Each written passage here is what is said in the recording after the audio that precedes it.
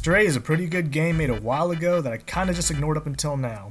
Cause why play this highly renowned, supposed cinematic masterpiece fresh out the box when I can just jerk off in the corner playing League of Legends by myself? Now that 3 years have passed and the hype has died down, I randomly decided to give this game a go and see what the fuss was about, and it's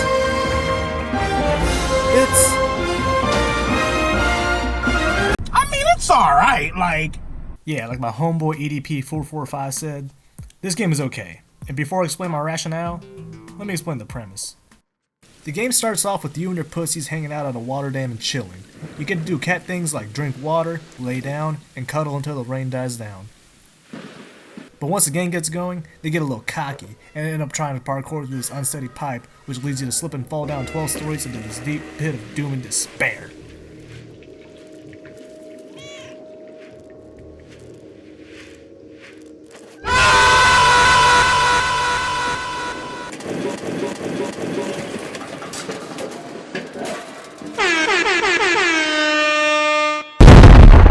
After regaining consciousness, you quickly realize that this place is devoid of organic life, and the only things inhabiting this zone are mutant flesh-eating Ebola roaches and robots.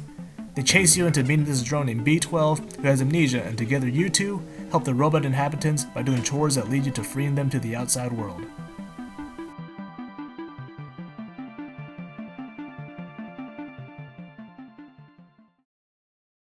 So yeah, that's the gist of the story, and honestly, I think it's pretty good.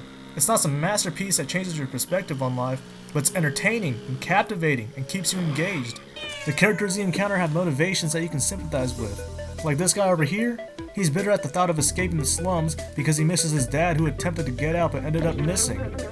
This guy over here lost contact with his colleagues who also attempted freedom and ended up being miserable and depressed about coming to the idea that his dreams of making it out the hood is hopeless and he has to live in this suffocating place forever. These robots have lived for thousands of years, forced to live in a dark, gloomy place with zero hope of anything else, like residents in Attack on Titan, but if the walls had a ceiling. It adds a sense of dread and struggle and sadness that deeply makes us feel for them. Unless you're just a heartless bastard, but enough with all that. How's the gameplay?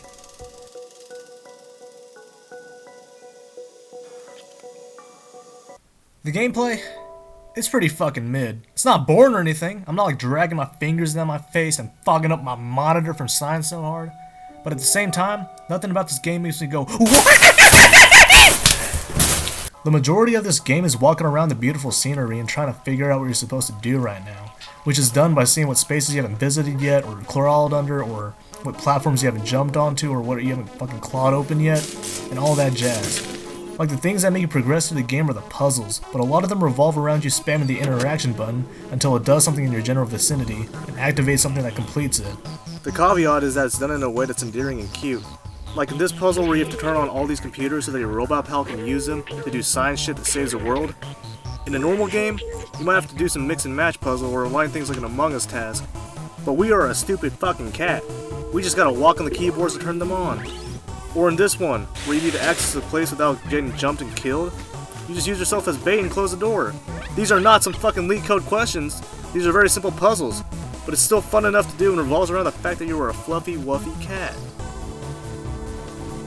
So if the gameplay is mid and the story is decent, what makes this game award-winning? I'm willing to bet that it's the art, graphics, and vibe that carry this shit. This game is really pretty, and I mean gorgeous. Even though the cat looks a little wonky when zoomed in on, the world itself is real cool. Like in this control room chapter, where you get to see the city as a whole, I unconsciously just stopped and stared at the window for a while, and even though I know this shit is just a video game, it was a sick-ass view. When you walk around through each zone and area, you immediately feel what it's about. When you're in this breeding ground of roaches, you can look around and feel how disgusting and slimy and gross it is.